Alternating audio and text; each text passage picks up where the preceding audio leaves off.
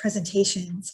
And some of our presenters actually mentioned our next moderator, who is Dr. Kenneth Connor, an emeritus professor in the Department of Electrical, Computer, and Systems Engineering at Rensselaer Polytech Institute, where he taught courses on electromagnetics, electronics, and instrumentation, plasma physics, electric power, and general engineering. His research involves plasma physics, et cetera, which I just said, and includes diversity in the engineering workforce and technology enhanced learning. I am so honored to introduce Dr. Connor because he has a reputation beyond words. I can't say any more. I'm going to turn it over to him as the moderator, and he'll introduce our next panel. Thank you, Ken. Thank you. Thank you, Cindy. I assume you can hear me. And I was checking to see if our entire panel is here. We seem to be short. I don't see Tim Shepard. He's here, Ken. He's going There's to have Tim, and we'll change your name, Tim. I don't know. I don't know. I'm going to masquerade as Carol Carter. I've got your credit card. We're all good. Okay, so somebody's cloned Carol multiple times here for this panel. So maybe that's a plus. Okay, so it is. Let me share. Where did it go here? Now I lost what I was going to share. Never mind. Okay, so the panel we're going to have now deals with an industry perspective on diversifying engineering. And I want this to be as much of a conversation as it can be. And so there are no formal presentations. There's just questions and answers. And in order to expedite things, I'm going to ask each of our panelists to introduce themselves and to make a couple of short comments about their organization. And again, as we have talked about this previously, but you're pretty much able to say anything you want about anything that you think might be relevant to this general topic. Okay, so let's begin with Danielle Wimberly, who comes from NetApp. It's not been there her entire career, but she can tell you more about what she's been up to. Danielle, the floor is yours. Ken, thanks for that panel introduction. And I'd also like to thank Global Minded and the National Science Foundation and the Planning Grant team for this opportunity to speak today. My name, as Ken said, is Danielle Wimberly, and I have a bachelor's and master's degree in electrical engineering from North Carolina State University in Raleigh, North Carolina, which is a non-HBCU, predominantly white university, but as you can see, I am a Black female, so we'll talk from that perspective today. Currently work at NetApp, which is short for Network Applications, and I am a senior director there leading our core business transformation and business operations team. That's just a fancy way to say that I'm a change agent. I drive a lot of initiatives in our business to increase productivity and improve efficiency while also leading like the day-to-day business. I will say that what NetApp does to promote success of underrepresented minorities today is that it partners with advancing minority interest in engineering, and which is its own organization, and it actively works with them to attract and hire diverse talent in technology. And we also have a DIMB, Diversity, Inclusion, and Belonging function that has strategic partnerships with HBCUs to attract and hire diverse talent, as well as retaining that talent and developing that talent within the company. We also leverage our employee resource groups for Latinos, for Blacks, and for women to connect our employees internally and to develop those partnerships externally with elementary, high school, and middle school students for mentoring, various programs, and STEM awareness. The last thing that I will say, this is more about myself, is one of the things that I like to do is mentor. And I think mentoring is really important when it comes to breaking barriers within industry. And part of it, I will say, is it's a give back to the community and to the youth, but it also expands your own personal network, as well as you learn and stay connected with people of different cultural backgrounds, generationally, career experience, ethnicity, etc. And I will say that, I mentor early in career students who have just come out of the university or college sector. So that's important as well. And I do believe that mentoring and having a diverse slate of mentors is very important. Just in terms of being underrepresented, I'm also an underrepresented minority, and I have mentors as well. And I do want to point out that mentors themselves are very important because they could turn into sponsors, where sponsors are individuals who speak for you when you're not in the room or you don't have a seat at the table. So that's why I say it's very, very important to have a diverse slate of mentors, because you never know who it will be speaking for you or on your behalf, albeit for an employment opportunity, could be a promotion or a grant itself, right? So again, a diverse slate of mentors as well as mentees is really important early in your career. Thank you. Okay, thank you, Danielle. Next, we'll hear from Victor Gavin, who works presently at Amazon Web Services. Victor? Yes, can you hear me? Hear me fine? Yes. Excellent, excellent. Well, thank you so much. I want to thank Global Minded and you personally for inviting me here.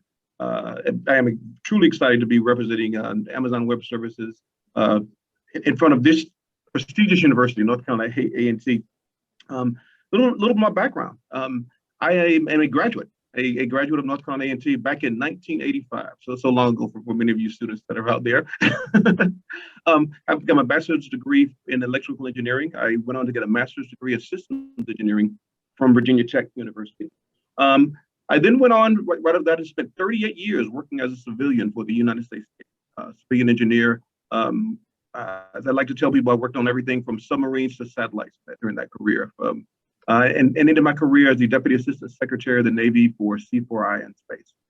And decided at that point in my life that it was time for a change. After 38 years, I decided to change to do something different and wanted to see what it was like to work in industry.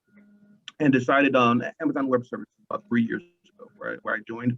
And as many as you know, I say Amazon, and people obviously think of the truck that drives in front of their house probably 2 or 3 times a day during this COVID season, delivering things. But Amazon Web Services is a part of that. We are effectively that technical engine that allows all that to happen. In short, what Amazon Web Services is a secure cloud service platform that offers compute power, database storage, and content delivery, and other functions to help businesses scale and grow, businesses and government scale and grow. We're the world's most largest, most comprehensive, and broadly adopted cloud platform. It offers over 200 fully featured services from many data centers globally. Millions of customers, including fast-growing startups, large enterprises, and many governments are using our services to lower their costs, become more agile, and innovate more. As I said, I've been here 3 years, and one of the things that drew me to Amazon and keeps me here is how we're inspired and relentless focus on solving our customers' problems. And I truly believe that. And we believe that diversity and inclusions are part of that. And then they're not just good for society, they're good for business and simply the right thing to do. And we're committed to fostering internal to Amazon a culture of inclusion and diversity amongst all of our Amazon. Okay. In doing so, just as was said earlier, we have a series of employee resource groups that focus on everything from African Americans to Latino groups to LGBT groups as well, that help support our internal employees. With executive and corporate sponsorship, these groups play an important role in building internal networks and creating opportunities inside of Amazon to help people grow internally, grow their careers, as well as help give back to the community.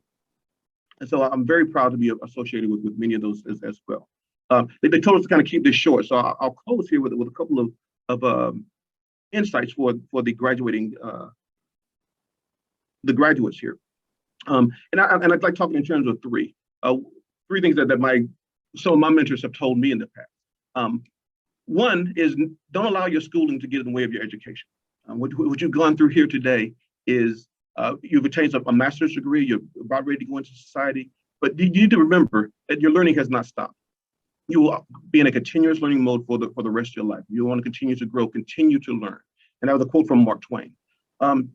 Additionally, you should remember that you are what you repeatedly do.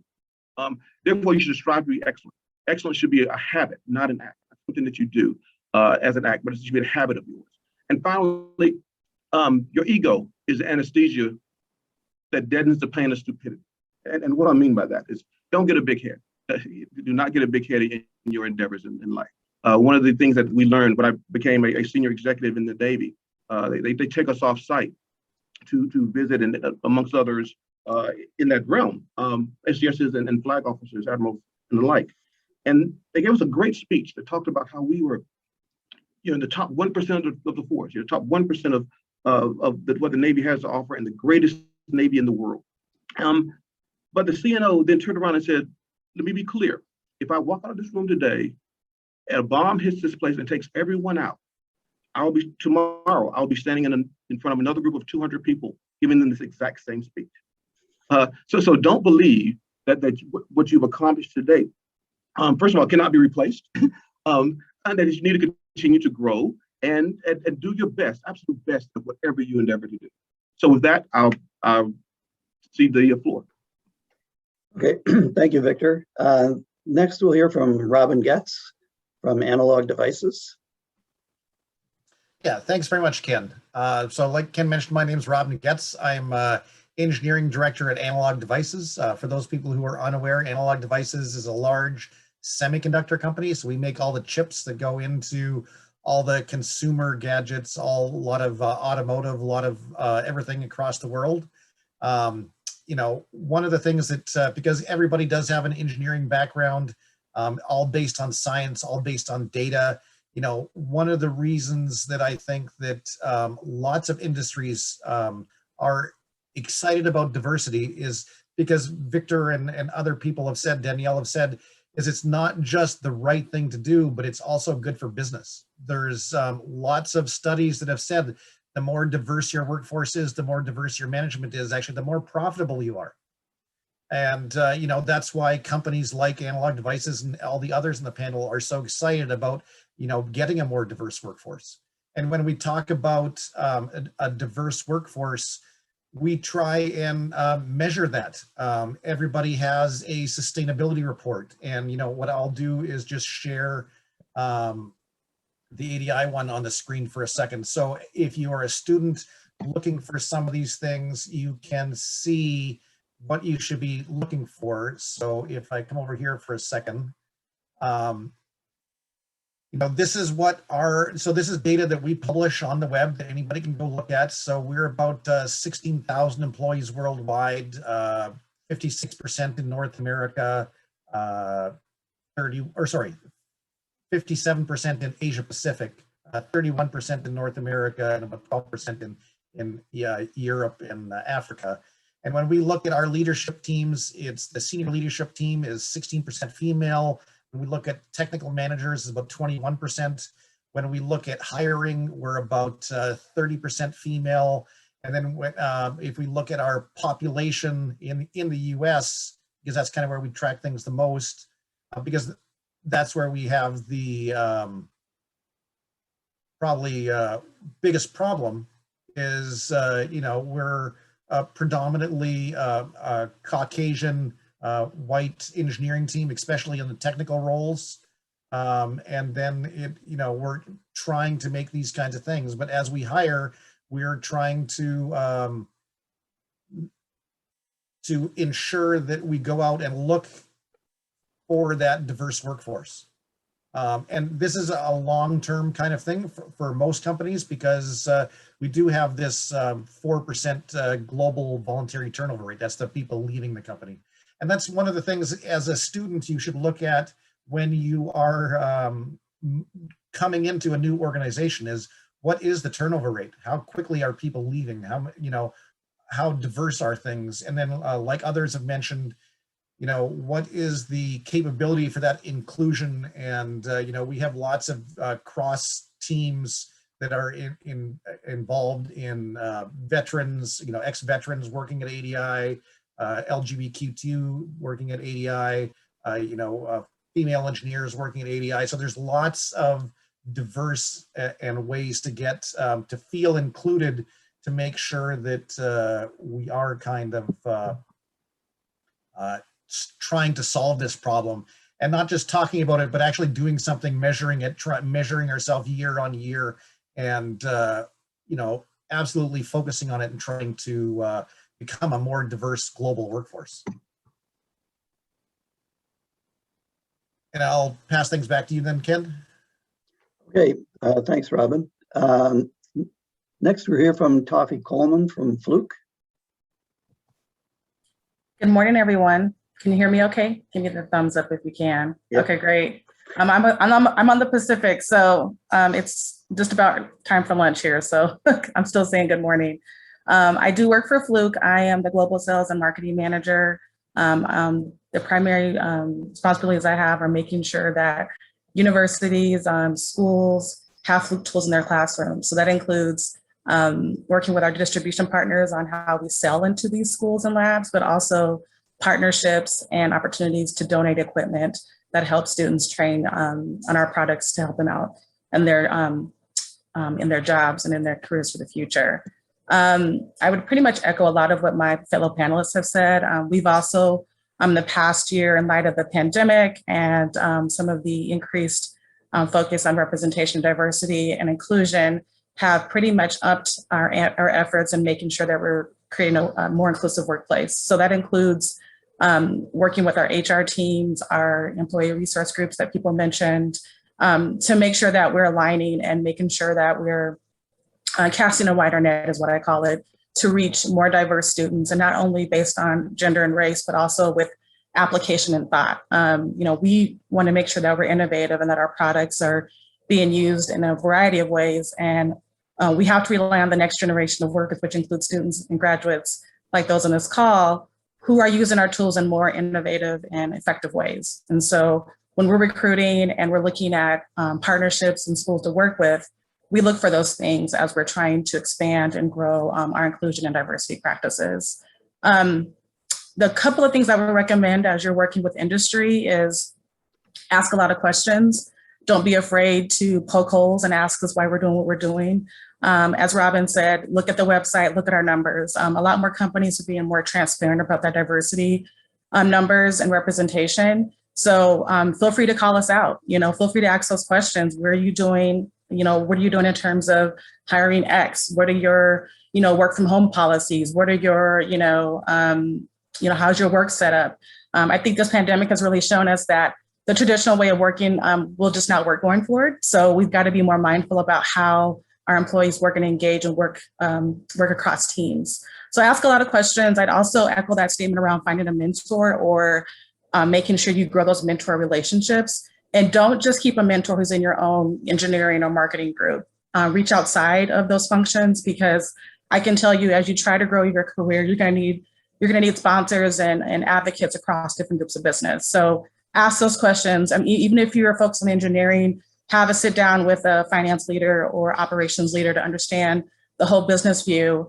And it'll really give you insights and a leg up into how the business works as a whole. And as you're continuing to grow in your career, you'll have that insight and information and those advocates who can, as Danielle said, speak your name in rooms when you're not there.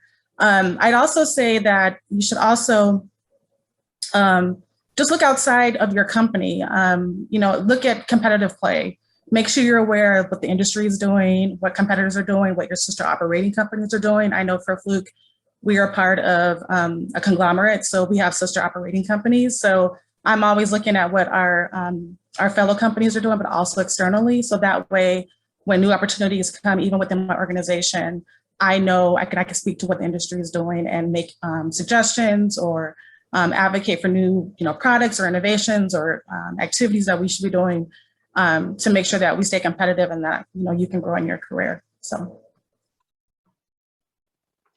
Okay, thank you. Thanks, Ken. Yep. The final panel member is Tim Shepard from Lockheed Martin Space. So Tim, the floor is yours. The floor is mine. So as you can tell by my background, I'm not an engineer, but I sometimes play one on TV. I did not get my background situated. So listen, Lockheed Martin, since 2012, 2013, had the benefit of a woman named Marilyn Houston as our CEO. And she really revolutionized what the aerospace and defense definitions of diversity meant. She reached out to leaders who are actively going to promote women, minorities, but also economically disadvantaged people. And so her focus really was holistic, and it built a very good and I think sustainable culture of diversity inside Lockheed. Now I work for Lockheed Martin Space. I'm the Vice President for Business Development, Strategy, and Operations. And that means that about 130 individuals within Lockheed Martin Space report into me, and I have therefore the responsibility of care and feeding, not just for the people that exist today, but as we think about a $12 billion enterprise, which, you know, by some measure is the largest of its type in the history of mankind. Whoop, whoop. The issue is it's really hard to grow at that point. And there are a lot of startups that are coming in, and there are a lot of challenges that we have actually to grow. And it's the diversity of experience and background that actually give us any hope of meeting the objectives we have. You know, my biggest problem, it is not, so we recruit heavily at the historic Black colleges and universities. And I will tell you that we still have stretch objectives to get the number of people that we really want. But my biggest problem isn't actually the aggressive actions that we're taking to recruit diverse candidates. It's actually the charisma and the opportunities that people like Victor and Toffee and Danielle represent, because the industries that we're going to, for these top schools, for these top talent, my organization actually represents, of course, a legacy business, but a lot of the top talent, diverse talent, is also excited about what's happening next. And I can see Victor smiling. This is my biggest challenge. It's not giving people opportunity. But I will tell you that once they're in the company and they're part of my cadre and my family, I take particular emphasis and concern to get to know each and every single one of those people. Why? Because I come from an extremely disadvantaged background. It doesn't look like it. I'm the poster child, right, for white male privilege. But where I come from, I'm probably the only person on this panel or executive you're going to meet who has actually been an undocumented alien. And that has a different backstory, but the context is living here and doing these things that I've done, I've had an outsider mentality. And therefore, I know the soft bigotry of low expectations. And that's something I really need to emphasize, that having an outsider's mentality and coming in, when people actually have a concept of where you might have been from, they project onto you. So as much as people project onto me now of being a poster child for white male privilege, I've also come from a place in which people projected onto me because of my socioeconomic status. And it's those moments then that I reach out to everyone coming into our enterprise, but in particular, people coming from communities that are outside our norm, because I know what it feels like to have an outsider's mentality. There is also a condition where people with an outsider's mentality have, I call it psychologically, hypersensitivity, where you actually are reading into what's happening around you, and you're trying to actually parse what's really behind the words, the facial expressions, what's going on, where people aggregate who's in, who's out. And I can tell you, it's a psychological baggage that actually, I think a lot of people, particularly a lot of people from an advantaged background, don't understand. As people walk into the workplace, they don't actually live that. And so they have very little ability to understand what's going on behind the eyes of their colleagues who've been recruited for their diverse perspectives and talent, but they don't understand that their actions and everything surrounding them are being perceived through a filter that they don't actually have any experience with. Now, again, appearances can be deceiving. Perhaps that's one of the best things that I can bring to this conversation. When we recruit people, there's partially a discussion and getting to know people one-on-one. We have a tremendous emphasis on recruiting by having people like myself have personal relationships with people coming to those tables and then follow up and find out what's going on with them. And I've had more than, I'd say more than 10 discussions with people who did not join our firm, but have reached out for advice or connections to other places. And to the extent that I can actually make a connection to Danielle or Victor or Tafi, what I'm trying to do is actually make sure that the community as a whole understands that we're all in this together. I know that sounds trite, but it's absolutely, if you live the truth, you actually build that community. And that's really, from my perspective, I've been able to do that because Lockheed Martin supports it. And I'll just get off the stage with this. You got to walk the talk. Lockheed Martin, like I said, very large organization, has been around for a while. We got a lot of startups coming hard on us on our heels. Right now, this company at about $12 billion strong has 5 operating units. Every single one of them is led by a woman. And the chief engineer of our entire operation is also female. Within the corporation, we actually have a series of people who actually run these multi-billion-dollar entities. 25% are African-American females. So I'll just end with that and say, look for organizations that walk the talk. In the context of Lockheed, we are the establishment. There's just no way to actually duck that. And from our point of view, we actually want to actually team up with people who are on this actual panel, because what we do next is actually building a community that is inclusive for all. I thank you for your time. Thank you, Tim. Now we'll move on to some questions that were prepared by students. The first one, over the last year, more than one of you has commented on the fact that the working environment has changed rather dramatically since an awful lot of people have been working from at home. And specifically what they asked was what incentives have been created to encourage your employees to return to their physical office. I would add to that, looking at hybrid working environments and things like this, but so let's just do this in the same order we started out, and Danielle can address this from the point of view of her company. What is the future of work, the working environment? Who are people being brought back to the physical office space? Are you looking for more creative working environments in the future? It's an excellent question, and I'll use your words, workplace of the future, because one of the things that we've done at NetApp is created a workplace of the future team, and I think hence it'll be an organization to start to address what the future workplace is going to look like. And what I've seen thus far is that the offer is going to come to the employees to either have a hybrid work environment, like you said, some days at home, some days in the office, or you could go completely work from home or in the office. What I've also seen is that, you've gone to more safe environments where you've got your hand sanitized stations with, masks and other things like that that are going to be able to support the health and safety of all of your employees as they move forward. So those are the things that we're looking at. What I can say about NetApp is that we have declared January 2022 as our return to a different work environment, not necessarily, back in the office fully, but I believe it'll be, definitely a mix of work from home and work in the office. So we haven't definitively, defined that for our employees, but it's coming. And, we're expecting to hear something within the next couple of months or so. But the creation of the workplace for the future organization, I think is a step in the right direction. Okay, thanks. Victor? Yes, I tell you, Amazon or AWS, just like Danielle said, we've not announced anything as of yet as to what that future workplace is going to look like. But I'll tell you, we've learned a lot during this COVID environment. Most of us, and a lot of us, have been working from home. But it just as I'm sure you'll hear from Tim later on, we have several of us that work in the classified realm that are required to be in this position. You can't do some of that work from home.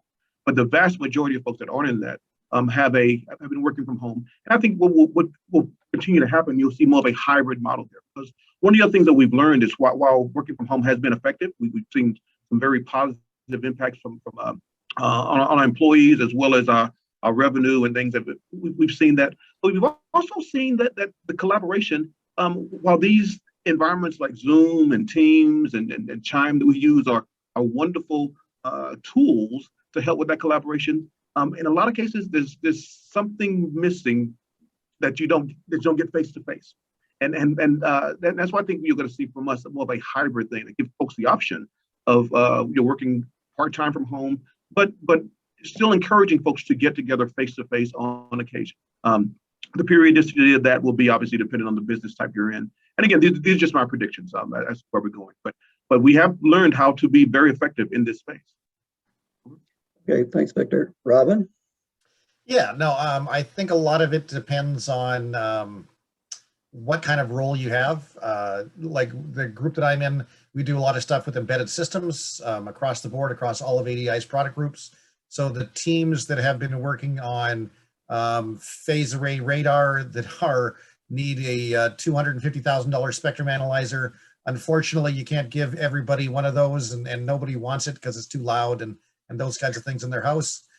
But so they have still been going to the office when they've been eating those things, and they will continue to be the folks that are working on little Raspberry Pis and those kinds of things are the people with Victor's Amazon trucks rolling in front of their house 3 times or 4 times a day. You know, they will continue to do those kinds of things. So it's definitely going to be a hybrid. It's going to be a mix.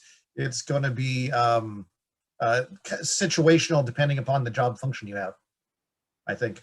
And we've announced that at least, you know, going forward, you can at least work 2 days a week at home and potentially more depending upon the role that you're in. But we do have a lot of, we do run a large manufacturing line, and, you know, those people have to be there 24 hours a day, 7 days a week. So that hasn't ever stopped actually through the entire pandemic. So, but you just try to manage that, and you want to talk about socially distancing those people actually from the rest of your employees. So there's less potential for infection and those kinds of things as well. And I don't think that'll kind of go forward. Hopefully not, because you have friends and colleagues that you've kind of missed seeing. You said there's a lot you can do virtually, but what we found is that the meetings that have been held virtually, you have the meeting, but the a lot of the ideas and innovation come after the meeting or before the meeting, when you're in the hallway of the hotel or sitting over the water cooler or enjoying a sandwich in front of something, you know, talking about baseball or what other, you know, hobby or sport or a common thing you have, and it triggers something that you may be a work-related kind of event that drives that innovation. It's that's the harder thing to replicate over Zoom. Okay, thanks, Robin. Toffee? Very much in the same boat as everyone else. We have a whole task force that's surveying employees to determine, you know, what type of work environment feels the most comfortable for them. Obviously, safety is the #1 thing, you know, making sure people feel comfortable coming back into the workforce. The workplace. I think a lot of companies like us, we've gone through renovations and added new buildings and campuses over the past few years. And the downfall of that is those buildings and pods were set up to accommodate multitude of people. And obviously with the pandemic, that has made it a cause of concern for our facilities teams, because now you can't place as many people as you want in those office spaces because of COVID and social distancing and all things like that. So as they're looking at the return to work, it's how do those workplace environments look like now in light of the COVID situation? And similar to what other panelists said, a lot of the work that you do can be done remote, depending on your function. But some of that collaboration and camaraderie amongst your team that naturally happens in hallway conversations, or as you're talking over the wall, you miss that being remote. So a lot more, I know we're looking at how we can make those workplaces, some of our work centers, epicenters for teams to come together for some of the ideation and collaboration and communication. You know, if they want to meet once a week or twice a week or however it looks, and then their team can work from home the rest of the week or of the month or whatever time they determine. So it's really going to be a hybrid approach. I think we cannot not be hybrid because, you know, you're accommodating for different work needs, styles, global teams, you're working on across the pond, across time zones. So if anything, I think it's also made us realize just how much more connected and aligned we need to be with our remote teams. And I know that we see a lot of the comments from our sales team saying, well, now you guys know how it feels to not be at we call the mothership. and to be out in the field and not get to have that, that kind of close connection with colleagues. So it's made us more cognizant of how we work with each other and how we can make a more inclusive in terms of work style, work environment as well. Okay, thanks. Tim? Yeah, well, Victor put his thumb really on the pulse of the challenge that we have. So out of, say, 20,000 people, I would say a hefty third of those are working in what I call deep classified activity. And if you consider that, you have to work within networks and you have to work with a certain amount of information, which by definition can't leave the office. On top of that, you also have significant manufacturing that's happening. Everything from managing the Navy's fleet ballistic missiles to a series of issues about high bays, and you're building satellites for GPS or for protected communications, and that simply cannot be done remote. And so there, from the very early days of this pandemic, we became very involved, frankly, in our community. Lockheed Martin, as an enterprise, leaned very heavily forward to start participating and moving much of our PPE that we use for clean rooms into the local emergency rooms and hospitals. Well, that was actually something that was a scarcity. And so from the very early times, we've tried to actually find a way in which we could both deal with the business requirement to have people physically present to also accommodate others who didn't have to be at the office. And this is an interesting point, because what we found was that there is a natural tendency for people to actually watch leadership and watch others. And changing people's behavior is also about giving them permission to do something different than what they observe with leadership. And this was very important because we're a very traditional business, as you might imagine. This context for us meant that leadership had to do something very uncomfortable for themselves, which is they had to start working from home. And that was incredibly difficult to get our top senior people to go do, because they had the sense that if they weren't seen showing up in the office, they in fact would also be judged. I mean, everyone has a boss, right?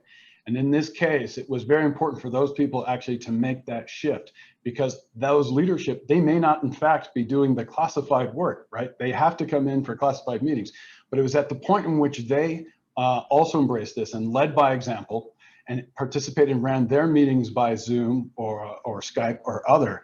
We actually got people relaxing into joining what was ultimately a system that we call it sort of a triage. We had categories A, B, C, and D.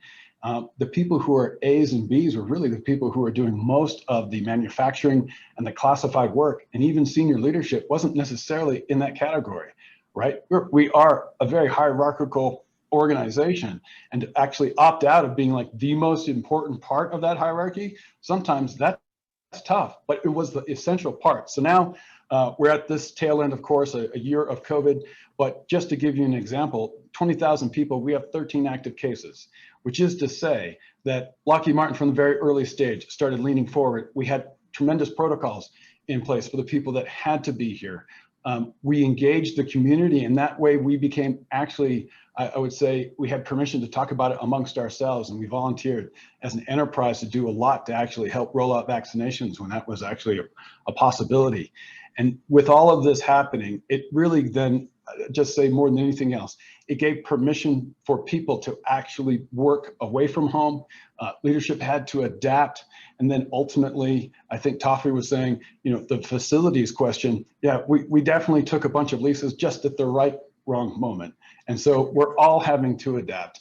I think this is universal truth. I would not want to be WeWork right now, right? That's a really tough business model, but they're going to figure it out. And where we go next is I think we will have some hybridization where people will actually have a balance of life. The last thing I'll say is where we've had people be able to work from home, or we've had people who have young families and they continue to have to be in the office because of that classified work. I think that it's incumbent upon all of us to understand that people's expectation of what they get from work and their social contract with their employer is going to evolve. And so you guys like us, I'm sure you talk about the war for talent, right? Occasionally people slip and they say the war on talent. And they say that because you got the war on poverty, you got the war on drugs. But whenever someone says that, I start giggling because I'm like, I'm sure for a vast number of employees, sometimes it actually feels like the war on talent. And in this case, we've actually lost some people who have had the experience of working outside those classified SCIFs or doing some other things. And they decided, you know what, this is a lifestyle I actually prefer. So we're going to have to double down, all of us, particularly in our types of business. We're going to have to refocus, and we're really going to have to think about the value proposition between an employer, management team, and the broader population of the people ultimately we serve, who serve us, and in our case, the nation. Thanks. Okay, thanks, Tim. The second question that they asked was, what steps are companies taking to diversify their workforce? We'll continue going in order. Might as well. So Danielle, you get to be first again. I know. Steps that companies are taking, or I'll say that NetApp's taking to diversify. I mentioned some earlier, just around partnerships with HBCUs and other universities and colleges, and partnerships with other not-for-profit type of organizations. But also, one of the things I'll focus on in answering the question and responding will be networking. So, there are referral programs with all corporations, at least there should be, where if you are looking to expand in the space of underrepresented minorities, the best way to do that is to look at the underrepresented minorities that you have in your organization and actually ask them, do they have friends or individuals at other companies who they could refer for for your company. So I think that is very important, and it's powerful, because typically you're going to ask employees who are top performers, who are some of you are that have the growth mindset, and they will reach out to individuals who have those similar that has similar potential, or who have those similar characteristics, and bring them into the organization. There's no question that there's a lot of work to do with industry, and getting to the numbers that that the companies say they want to get to, whether it's 30% or 40% of representation. But that's the place to start, with the minorities that you have in your corporation today, and asking them to reach out to their network, whether internal or external, and bringing them in. Okay, thanks, Danielle. Victor? Yes, that's a great question. Great question. And I when I take myself back to 3 years ago when I joined AWS, I remember one of the first things I did was, as was mentioned earlier, went to the website. I said, okay, let's see what Amazon does for diversity. And I looked at the website, and from a website standpoint, overall, Amazon looked pretty good. I was actually impressed. And I remember walking into my boss's office and telling him that on the first day. I was like, this is actually a pretty diverse workplace. And he said, don't let the smooth taste fool you at the end of the day. And what he meant by that was, you got to dive deeper into the numbers. I mean, if you look at overall Amazon, we're a huge corporation. As it's talking about, the people that drive the trucks, the people that work in fulfillment centers and things like that, to the presidents, vice presidents, and engineers that also support the organization. And what you find in that demographic is, I'll say the working class side of that, it is a pretty diverse place to work. It really is. When it comes to engineering, we suffer from some of the same challenges that many in the Silicon Valley in this IT space suffer from. It is finding and attaining a talent, and more importantly, promoting that talent, getting that talent promoted and sustained within the corporation. So this past year, just as most of the country did, is going through the social awakening, I'll call it, given the George Floyd situation, we took a hard look at ourselves. We took a very hard look at ourselves in 2020 to say, what are we really going to do about that? And we set some very specific goals on increasing the number of minority representatives in our engineering and middle management, and even VP level. And we set specific targets on doubling those efforts, those numbers in 2020 and 21. And I'm proud to say we've met the goal in the target in 20, and on track to meeting it again in 21. But the other thing we're trying to do is not just set them as goals, but we like to mechanize those things and hold people accountable for meeting them as well. So you can't, good intentions are great, but until there are consequences around them, they don't often follow through. So I'm proud to say that we've actually made some great strides in doing that, and are following through on those capabilities. Thanks, Victor. Robin? Sorry. Yeah, no, I think that, Danielle and Victor kind of covered it. I mean, we're definitely trying to reach out to a lot of schools that, historically we wouldn't have done. We're definitely encouraging students to apply for the positions we have online, encouraging, the minorities that are, like Danielle said, that are working at ADI already to reach out to their, friends that are faculty and colleges and these kinds of things to just encourage those kinds of pieces. Okay, thanks. Toffee? Yep, very much aligned with the comments said before. I'd also say that our HR teams are really focused on looking at a lot of our programs that we have. Looking at our internship programs and even our pipeline and talent development programs to make sure that they're more inclusive, and looking at our existing employees who come from underrepresented communities like myself, woman in Black, and talking with us and seeing if we're feeling like we're getting the support we needed to advance and grow and develop, because employees are the biggest advocates for having someone come work at their company. So in order to do that, you got to make sure that your existing workers who represent those communities are getting the opportunity that they want.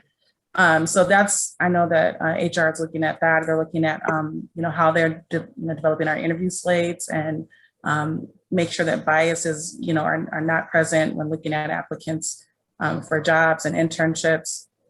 I'd also say that they're really looking at potential employees. So that's why I say be loud, ask questions. They want to know what things you want in an employer, like what things you need, what things you want your company to focus on and advocate for. And the more that you can say that, how's your representation? What's your, development plans? Like, what is your opportunities for growth and advancement? The more you can bring those up and, call out or challenge, areas where you don't see a lot of, people of color or women, that keeps us on our heels. That makes us, keeps us on our toes and focused on that, because, things tend to become popular, then they die down. And I know with the past year, I think all of us, our panelists on this call, can say that we don't want that to happen, that we want there to be a continued growth and a strategic push to have more representation, not just because it looks good, but because it's the right thing to do. I would say, just keep us on our toes and keep asking questions, and we can do the same internally. Once we kind of know what people are asking for as well, it helps us be able to advocate for that internally with our HR and leadership teams. Tim? Yeah, thanks. So, great quote, revolution is no place for anarchy. And so if you plan to self-disrupt structurally, you actually have to have a plan, right? In our case, the diversity of talent, like I said, really looks at all categories, including economically underrepresented sections. But our focus has been by producing leaders, in part to give other people to join the company to aspire and understand and give actually credence to the fact that this is a place that will value their talent and is not focused on specific types of preconceived notions about who's a leader and what have you. The other thing I would actually say is that in our case, we have the HBCU engagements. Those are a real focus, and part of actually the ability for us to look at creating diversity in our ranks is to form strategic partnerships. For instance, with Global Minded, you have to actually start preparing a complete talent train of people coming into the systems. It's not enough to start engaging as people are just simply leaving their educational institutions in their bachelor's, master's, or PhD programs. You actually have to join with your community, and you have to actually put together all the resources and the emphasis. You have to do internships that start in high school, as we do. And you have to get people engaged in the community, because you have to start giving people a sense that they can actually imagine themselves in this area. That actually works great. It actually goes back to people they know. It starts word of mouth, and that's very powerful. So, I think Andy Jassy, I was just listening to a great a presentation about how they built AWS, and he said, you got to recruit builders, right? If you're going to build something brand new. And I will tell you, one of the things that's most important for me is to have a plan. No anarchy and revolution. Is that when we interview diverse candidates as it is, I'm interviewing somebody who's going to be a future mentor. I'm not kidding. If I can't see that person as a future mentor, we have a complete disconnect. And it's actually as binary as that. They can have all the talent in the world, but if I just don't understand or get that vibe, I've got a real problem, because we're going to actually spend a lot of time, resources, invest in people. We got to get the right type of people who will themselves build the right type of community. And I'll tell you, this just doesn't mean that people become tribal. I was recently talking to a gentleman who had come out of the CIA. He was doing a bunch of stuff with us. You know, he's middle-aged, and he's working hard to figure out what it is to be in industry. And I said to him, I'm like, so, you know, do you have any mentors? Do you have people you're working with? And he said, yeah. And he mentioned this person by name. Now, I happen to know who he was talking about. And this person probably was 15 years his junior. And I was sort of like, that's fascinating. But I'll tell you what, that was actually one of the people that was recruited from a historic Black college. And that person was recruited because they were mentored. And this guy was mentoring this other fella in a manner in which builds a community. So this is what I'm talking about. It's beyond categories. It's beyond stereotypes. You got to go find the right people.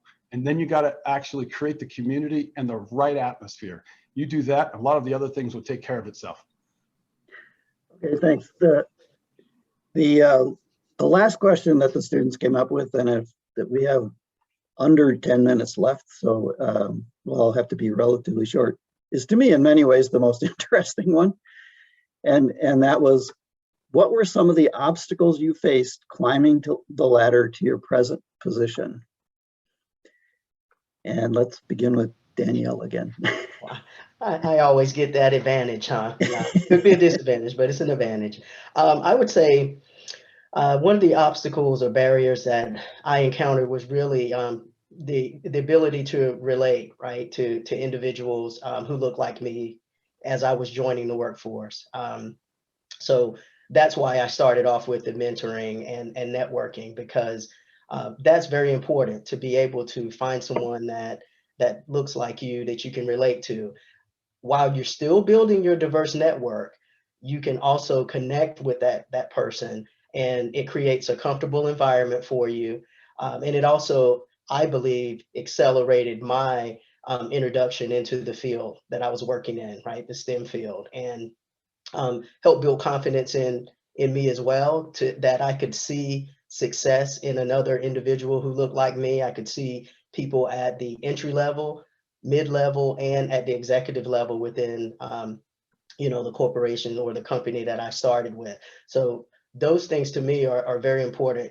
The ability to relate to other individuals who look like you, while also building that diverse network of people who come from different backgrounds, their different ethnicity, different generation, all of the above. I'll say to the early in career, or to the individuals who are still at the university level, self-esteem is very important, and you have to believe in yourself. Very important. You have to believe in yourself. And I'll say, and finally, going back into the workforce and thinking about the barrier that I mentioned before, it also gave me a sense of belonging and acceptance to see individuals who look like me at different levels within their career. Okay, thanks, Danielle. Victor? Yeah, I'll be brief. We have a short period of time, but I'll tell you, mentoring clearly was it. But some background. When I started my career, left A&T, I started my career working as a civilian engineer in the United States Navy. I started working submarines, submarine weapon systems. And you can imagine that is the least diverse environment in the world. Back in the 80s, 100% male, 99% white male.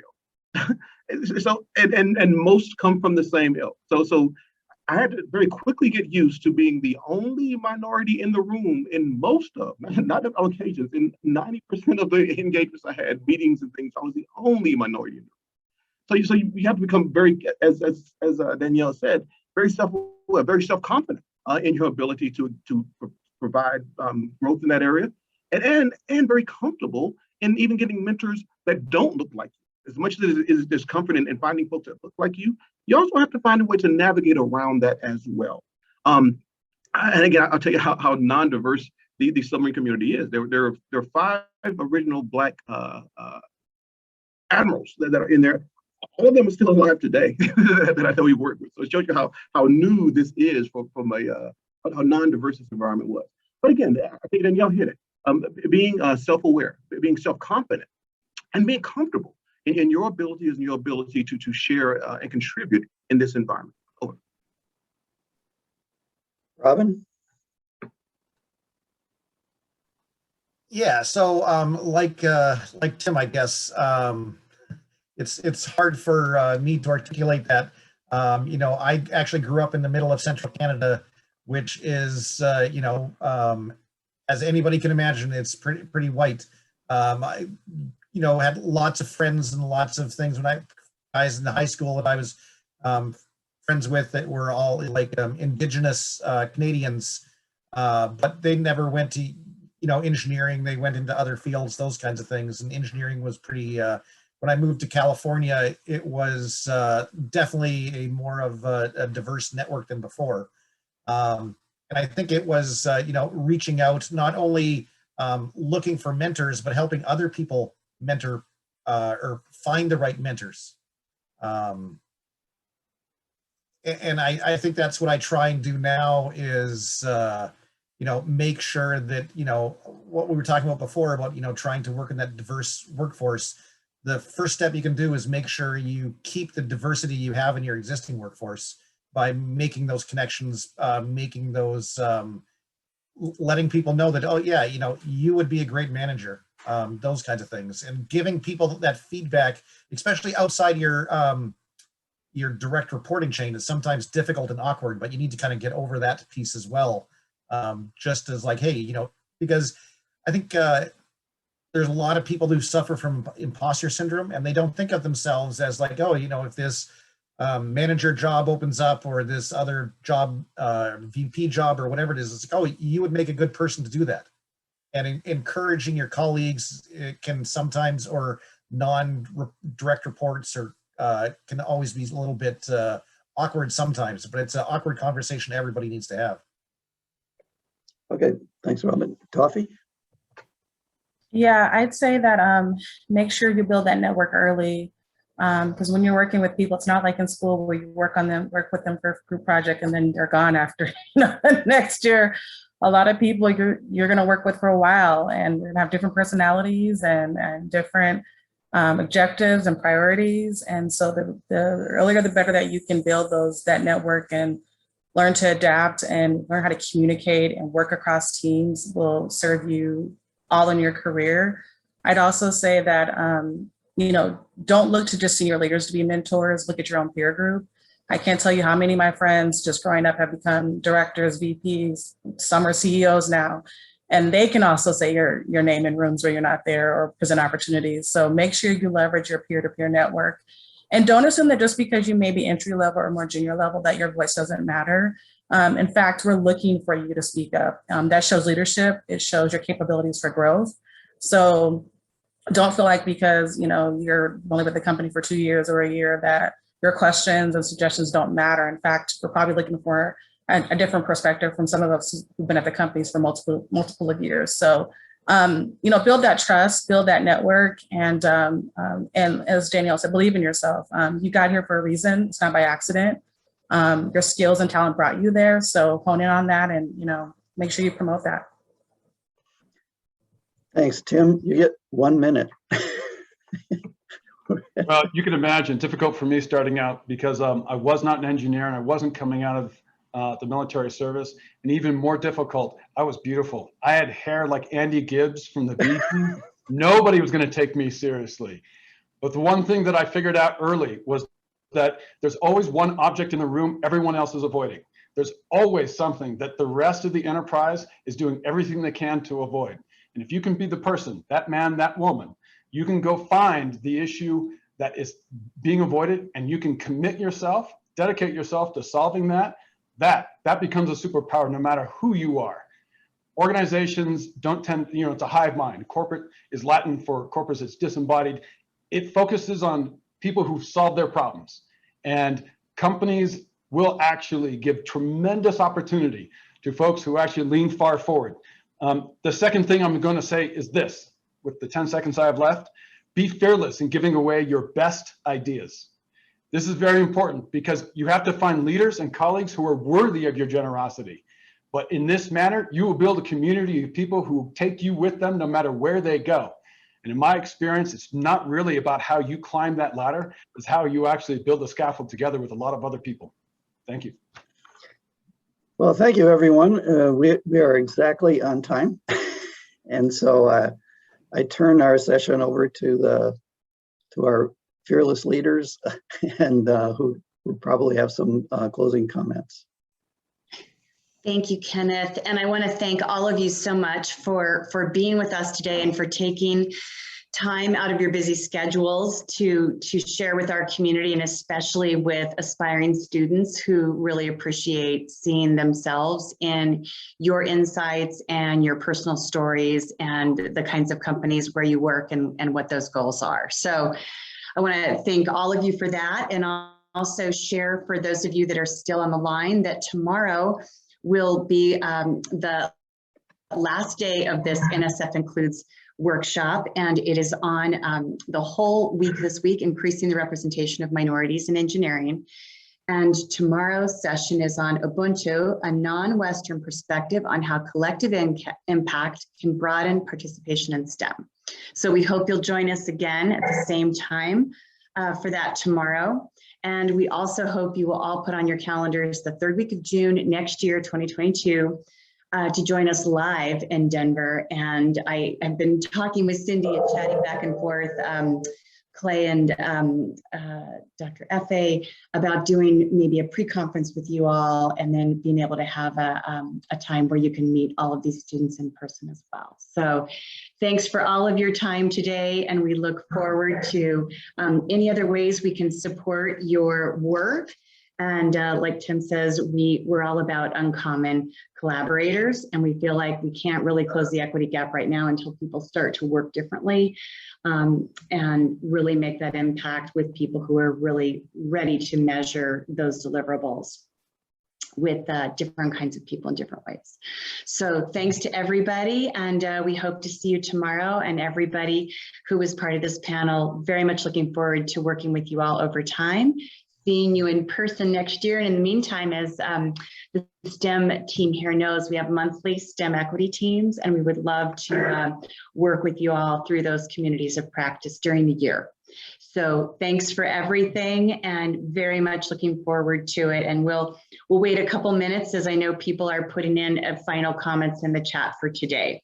And we will have these segments posted to the YouTube channel. These sessions have been recorded.